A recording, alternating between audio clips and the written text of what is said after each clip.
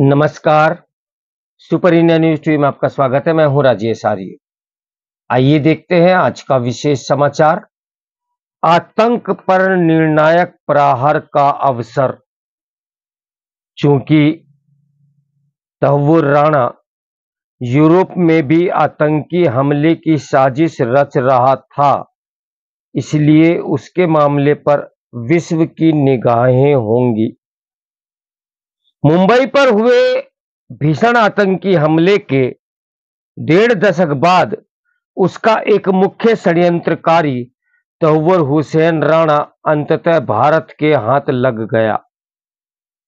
पाकिस्तानी मूल के कनाडाई नागरिक राणा का हाल में अमेरिका से प्रत्यार्पण संभव हुआ है।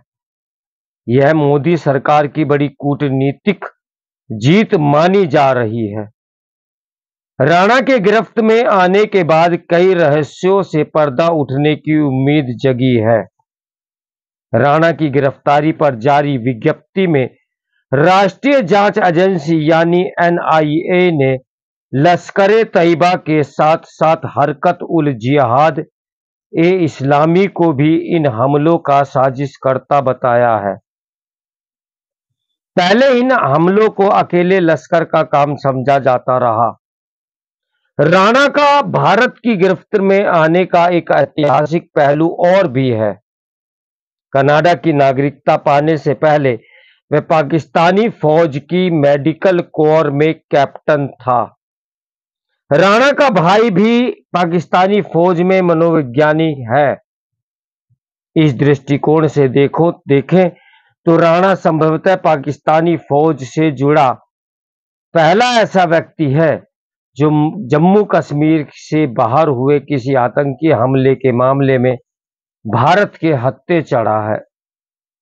राणा और मुंबई हमले के मुख्य साजिशकर्ताओं में से एक पाकिस्तानी मूल का अमेरिकी नागरिक दाऊद गिलानी उर्फ डेविड कोलमैन हेडली लश्कर के साथ साथ अल-कायदा का आतंकी इलियासी कश्मीरी के साथ भी काम कर रहा था।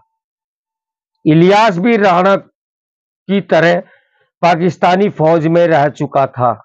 एक भारतीय सैनिक का सिर काटने पर जनरल परवेज मुशर्रफ ने उसे सम्मानित भी किया था।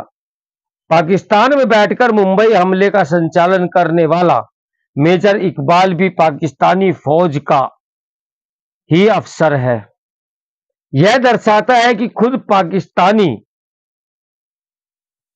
फौज ने केवल आतंकी पैदा करने की फैक्ट्री है, बल्कि उसमें और लश्कर एवं जैश जैसे आतंकी संगठनों में कोई अंतर नहीं। यह उस आख्यान को ध्वस्त करता है जो भारत में अमन की आशा ब्रिगेड और बॉलीवुड फिल्मों द्वारा प्रस्तुत किया जाता रहा है कि पाकिस्तान में आतंकी संगठन फौज की भी नहीं सुनते। अब राणा के जरिए भारत को पाकिस्तान प्रायोजित आतंक के खिलाफ निर्णायक कार्रवाई करनी चाहिए। पाकिस्तान का भारत के विरुद्ध जिहादी आतंकवाद का उपयोग अब प्रोक्सी युद्ध का मामला नहीं रह जाता। 26/11 हमला पाकिस्तानी फौज द्वारा भारत पर सीधा हमला था, जिसमें पाकिस्तानी फौज के पूर्व और तत्कालीन सैन्य अधिकारियों की संलिप्तता थी। राणा और हेडली दोनों पाकिस्तानी फौज के हसन अब्दाल कैडेट कॉलेज में साथ ही पढ़े हैं। उनका संबंध भी संपन्न परिवारों से रहा। हेडली के पिता राजनयिक रहे थे। दोनों का आतंकी बनना आतंकवाद की समस्या के पीछे अशिक्षा और गरीबी के कारण बताने वाले विमर्श की भी पोल खोलता है। राणा के क्रियाकलाप देखें तो वह आवर्जन एजेंसी संचालन के साथ साथ अमेरिका में हलाल बूचड़खाना भी चलाता था। यह हलाल आर्थिकी और जिहादी आतंकवाद के बीच के संबंध को भी रेखांकित करता है। मुंबई हमले को लेकर भारत के भीतर से भी आतंकियों को सहायता मिलने का संदेह जताया जाता रहा, परंतु अभी तक इसके कोई साक्ष्य नहीं मिले थे, क्योंकि कोई मुख्य षड्यंत्रकारी पकड़ा ही नहीं गया था। अजमल कसाब तो एक प्यादा ही था। यह जांच का विषय है कि पाकिस्तानी फौज में काम कर चुका राणा जैसा व्यक्ति मुंबई में आवर्जन एजेंसी चलाने जैसे संवेदनशील उपक्रम में कैसे शुरू कर सका? ये सवाल इसलिए और संदेह पर पैदा करता है क्योंकि मुंबई में हमला करने वाले आतंकियों ने हाथ में कलावा बांधा रखा था और हमलों की जांच पूरी होने से पहले ही भारत में कथित सेकुलर नेताओं ने इसके पीछे हिंदू संगठनों का हाथ बताना भी शुरू कर दिया था। क्या यह पहले से तैयार पटकथा के अनुसार हुआ था? अगर कसाब जिंदा ने पकड़ा जाता तो मानकर चलिए कि इस पूरे आतंकी हमले का आरोप हिंदू संगठनों पर लगा दिया जाता। मुंबई हमले में अमेरिकी एजेंसियों की भूमिका भी कम संदिग्ध नहीं थी। राणा का साथी हेडली अमेरिका की एंटी नारकोटिक्स एजेंसी डीईए का मुखबिर रहा था। 9/11 हमले के बाद अमेरिकी खुफिया एजेंसियों ने एक बार फिर हेडली की मदद पाकिस्तानी आतंकी संगठनों में खुफिया घुसपैठ के लिए चाही, परंतु वह उन्हें आतंकी संगठनों के लिए काम करता रहा। उसने पाकिस्तान में आतंकी कैंपों के दौरे किए और आतंकी ट्रेनिंग भी ली।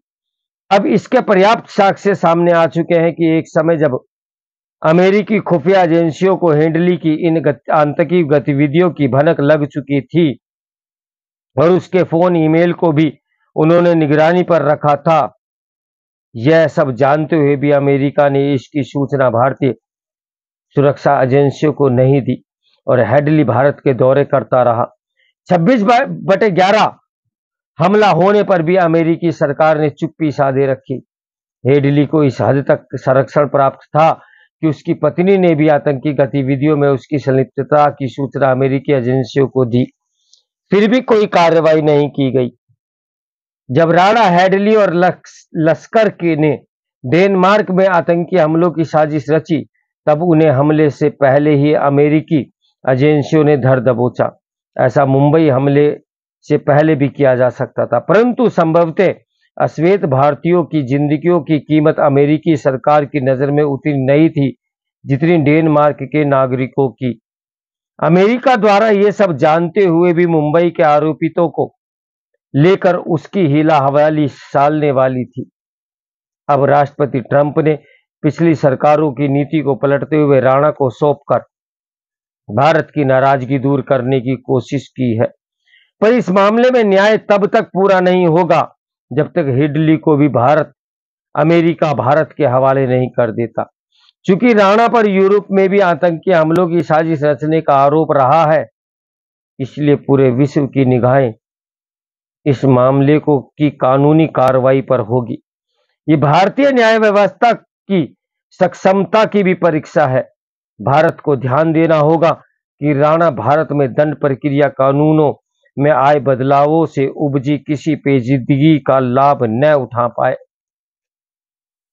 क्योंकि भारत की राजनीति बहुत गंदी और विषैली हो चुकी है। सुप्रीम कोर्ट की भी न्याय प्रणाली पर प्रश्न लगते रहते हैं, तो कहीं पेचीदा ना हो जाए।